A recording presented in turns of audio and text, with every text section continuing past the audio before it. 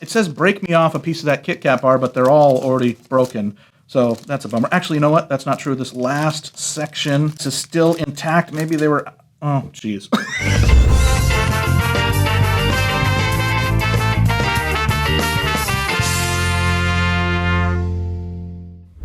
Happy birthday, everybody, and welcome to Cerealsly, where we take cereal seriously.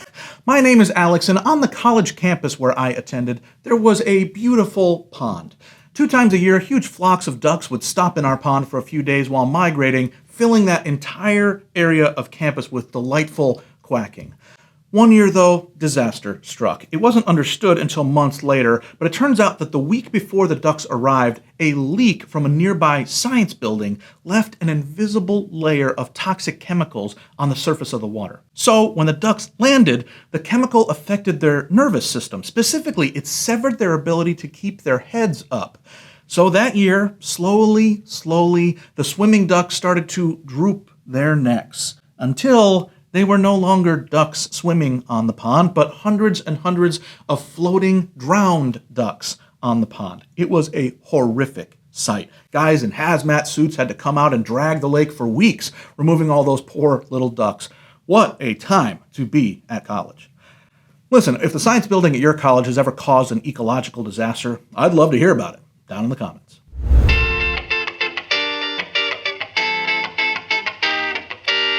Today on Cerealsly, we're taking a pit stop in the candy aisle. Though my first stop in any grocery store is obviously the cereal aisle, I'm never above taking a glance at the latest swings and misses in the candy aisle. And by the way, I'm not talking about the candy section of the checkout aisle. That's for chumps and whiny kids. I'm talking about the real candy section, where they keep bags of Haribo and those shareable family-size sacks of Starburst, or like 10 for 10 movie-size candies, and then sometimes they have that weird sugar-free candy section. It's in that candy aisle that I feel inspired by the new and interesting, and you know those things are right up my alley. So, with that spirit of innovation that we gain in the odd cereal aisle, what a joy it is to return to the cereal aisle and find today's selection waiting for us. Today, we're going to look at KitKat Cereal. KitKat is not the first candy to be translated into cereal form. Of course, the worst and most fun cereal I've ever had on this channel was Sour Patch Kids cereal. You can see that, yeah, there it is behind me. I also have behind me an unopened box of Jolly Rancher cereal. It's a shame. I think it's too gosh darn old to open. I just don't have the heart to do it. I don't think it would get a fair shake. It's probably pretty musty. Still, it is nice to have in my collection. But unlike Sour Patch Kids and Jolly Rancher cereal, which are wild even to think of, I think the recently released KitKat cereal benefits from the dramatic success of Reese's Puffs. Reese's really proved that there's something about a candy that's in the chocolate realm that makes it easier to translate into cereal. KitKat then is free to ride in on those coattails and onto store shelves. KitKat themselves have a fascinating history. There are several layers of history behind the name KitKat alone. In 17th century London, there was a mutton pie shop owned by a man named Christopher Catling. He had taken to calling his pies KitKats, a shortened version of his own name. There was a literary and political group that met in his restaurant, and they named themselves the KitKat Club after the nickname for the pies. So the modern candy is named after a political group that was named after a meat pie, which bore the nickname of a 17th century restaurateur. I just love that. And here's an early depiction of Christopher Catling. KitKat himself, dressed to the nines. Turns out KitKat is way fancier than you probably thought. Here's another fun fact for those of you watching from the US, which a majority of you are. KitKats are, of course, originally British, and they're very popular there and around the world. But KitKats are manufactured and sold everywhere else on the planet by the Nestle company. Everywhere else except here. Here, they're made by Hershey because of a very old deal with the original candy company that invented them. You think we'd let our candy be the same as every other country in the world? Give me a break. Break me off a piece of that uniquely American, probably slightly worse, candy bar. Of course, regardless of where you are in the world, the basics of a KitKat bar is simple. A wafer wrapped in chocolate. But do you know what the creamy filling is between the layers of the wafer in a Kit Kat bar are? Well, according to a 2015 documentary on BBC, the creamy filling is made from ground up Kit Kat bars. Now, I don't think that's all it is, but that's still amazing and a little morbid, I feel, for some reason. Because that means that after the manufacturing process, some Kit Kats are happily sent off to store shelves, while some of their brothers are ground up and become the marrow for the next batch. It's wonderfully macabre, if true. All right, let's actually look at the cereal that we have for today. Here it is in all its glory, KitKat Cereal. Of course, it is just nailing the normal branding that, at least in America, this is what it always looks like. I think the font and the logo are very similar around the world. It does have a wafer-ish shape to it. Certainly it's not something that's a wafer and then wrapped in chocolate. I think it looks like a more bumpy golden graham to me, to be totally honest. So that might be what we're dealing with. But on the box, the red, the colors, the brownness of the chocolate that's supposed to be in the Kit Kat look perfect. Look at this bowl. Man, I've always dreamed of being like a product photographer that gets to splash things into each other. I watched a show once when I was a kid that said that oftentimes this milk isn't milk at all, it's glue, and that's why it gets to splash. I can't imagine that they're still doing that. Maybe they use some sort of viscous substance other than glue, or maybe they still do. Wouldn't that be interesting? And I don't know if they just threw it in here, but I just love a good splash photo of cereal, and this one is the tops. Now, in addition to the cereal, even before we get to that, here I have with me a normal Kit Kat bar. Now, of course, this is, like I said, the American version of this. For as much as I think I know what this tastes like, I have to admit that I don't think I have chosen to eat one of these on purpose for years. I think maybe I've had the bite-sized ones that I stole from my kids' Halloween buckets. But I don't think that given all the candy options out there that I would ever choose to buy a full-size Kit Kat bar. Well, except for today, because I did so. Here it is. In fact, I didn't actually buy just one. We have a store near us that sells the British version of these, so here it is. And just like I said, I hope you can see it. This is a Kit Kat bar from America. It's made by the Hershey Company. It actually doesn't say that on the front, I don't think. But it very clearly on this one, and they are slightly different fonts and logos. This one says it is a Kit Kat bar made by Nestle. Now, tasting these and then the cereal, it's going to be a little bit unfair because the cereal is not meant to be an exact replica. But it is supposed to give us the feeling or memory that comes along with eating a Kit Kat. So I think eating these as research is going to be valid. All right, let's give them a try and see what we think. How do you even open one of these? The heck? I cannot find the ridge or whatever. Oh, I feel a fool. Oh, here we go. Okay, we're back in action. Are we? What are you supposed to do? Supposed to rip it? Why am I having so much trouble?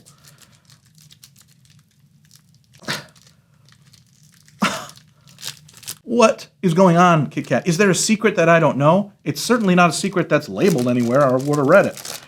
It says break me off a piece of that Kit Kat bar, but they're all already broken. So that's a bummer. Actually, you know what? That's not true. This last section, yes, is still intact. Maybe they were, oh, geez. Break me off a sideways nub of your Kit Kat bar. That was not a great experience. I'm going to grab the one that still looks in its purest form to try, and I'm not even going to deal with the embarrassment of the other stuff that just happened there. So let's take a bite of this. Well, I was right. If you're American, you know what this tastes like. It tastes like a Kit Kat. It is in every little mini mix that we ever have during the Halloween season. I can taste the mushed up Kit Kats inside. Now that I'm tasting it, it is wonderful. I actually really like that taste. I'm glad it's not just wafer. That wouldn't make any sense. I got melted chocolate on my hands. I wasn't happy with the breaking. Let's see what oh my gosh, look at how easy that opened. That was not going to be possible. Now, they're also broken down the middle, but this is the British one. They are still intact, so I can break a piece off. Look at that. It looks very similar to the KitKat. They both have their logo on it. The KitKat. They're both KitKat. Let's try the British one and see if it's any different. Oh my goodness. Okay, first of all, it is a much more substantial chocolate. And I mean in thickness, but I also mean that just the chocolate has a density to it and a richness to the flavors. Boy, I love being an American, but this is pretty embarrassing, just the side by side. Let me taste the American one again. It is good. There's definitely a sugar and a creaminess note, but this one is heftier. Let me try it again. A deepness to the flavor here, a little bit more salt in the mush inside, which I really like. Takes a little bit of, gives it a little bit of bite, which is good. So overall, you know, let's not be in a fight. Let's not compare ourselves to our British friends, except to say we're together on this. We both enjoy KitKats in both of our sides of the pond. That was in my opening story too. Let's now move on. With that out of the way, I think we are prepped as we can be to enjoy this cereal, because remember, this cereal does not stand on its own. It stands on the foundation set by its candy to cereal forefathers. And what do you think? Will we have another Reese's Puff style success story on our hands? Or are we going to have another fly-by-night, shock 'em and leave 'em Sour Patch Kids fiasco? Friends, it's time to eat some cereal. All right, everybody, I'm ready to go. I've got my bowl. I've got my spoon. I've got my skim milk. Today we're going to go right on the Goodyear skimp. We actually live about 2 miles from where one of the 3 Goodyear blimps lives, right here in Southern California. I always like that. All right, well, let's just dive in. We tried the candy. Now let's try the candy cereal. KitKat Cereal, here I come. From General Mills, very respectable cereal company. We used to live actually quite close to the General Mills headquarters in Twin Cities in Minnesota. Hey, it smells like KitKat. That's pretty impressive. Who knew that KitKat smelled like anything? Oh, chunky. Chunky. These are like thick. They look very brown and chocolatey. That's good. But truly, I remember at the beginning I said they kind of looked on the box like more textured Golden Grams. It goes way beyond that. These are like little rafts. These are like little balloon versions of a Golden Graham.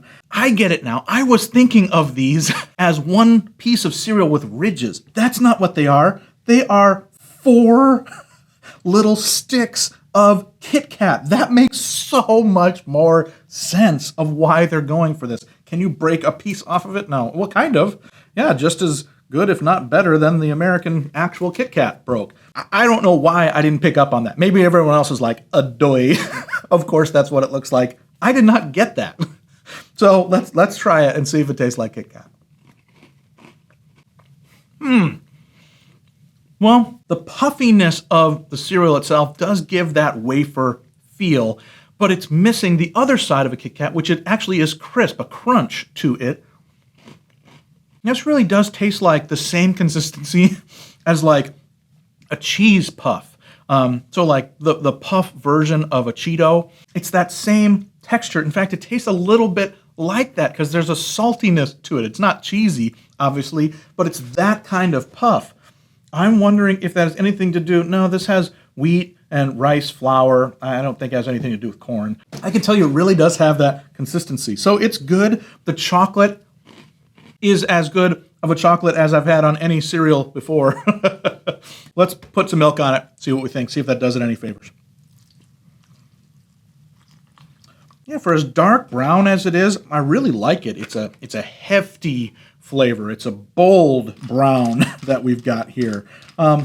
Which when you look at a KitKat, KitKats aren't much to look at naked. The wrapper is what does it. Kind of that shininess, the foilness of the wrapper, especially the British version that we had was very shiny foil. I like that a lot. All right, let's give it a try in this milk. Actually, before I try, I do see that some of the chocolate is coming off.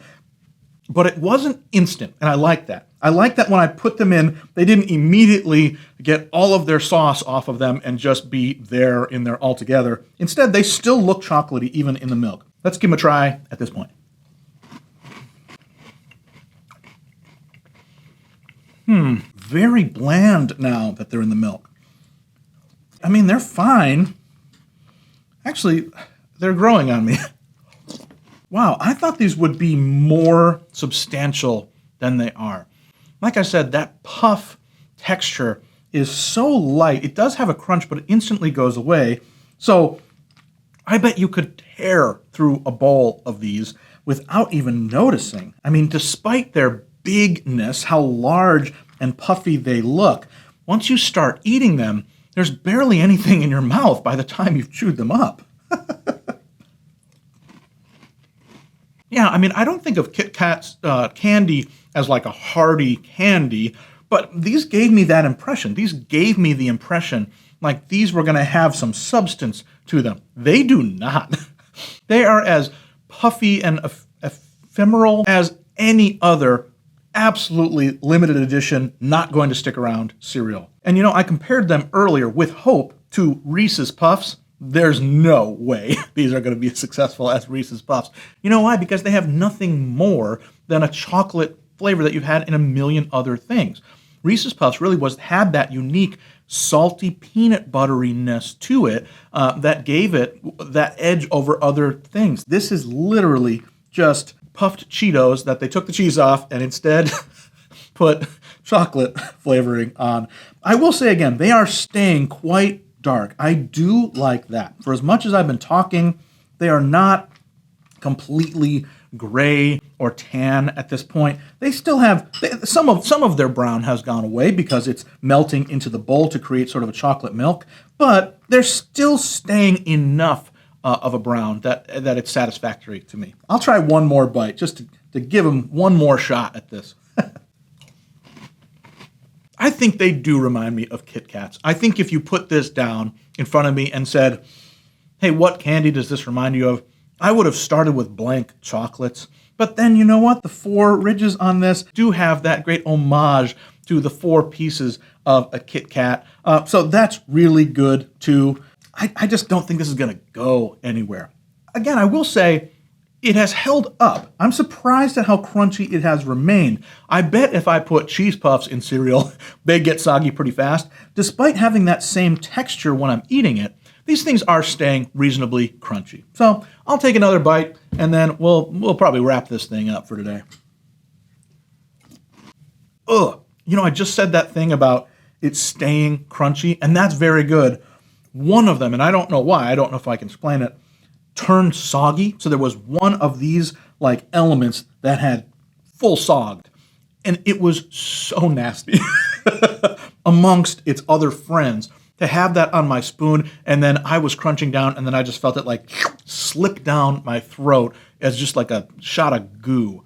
It was extremely unpleasant. I'm not going to hold it completely against KitKat. I'm goofing around having a talk while I eat this, not designed to sit around in a bowl this long. I would give KitKat, it's not great. I would say 2.5, right down the middle. I'm not going to fault it because it is kind of a kitsch thing to make a KitKat cereal, but will not have legs. My prediction is this will last the summer into the fall, and then you will say bye-bye to it and on to other things that General Mills has in their coffers to come up with new and interesting flavors.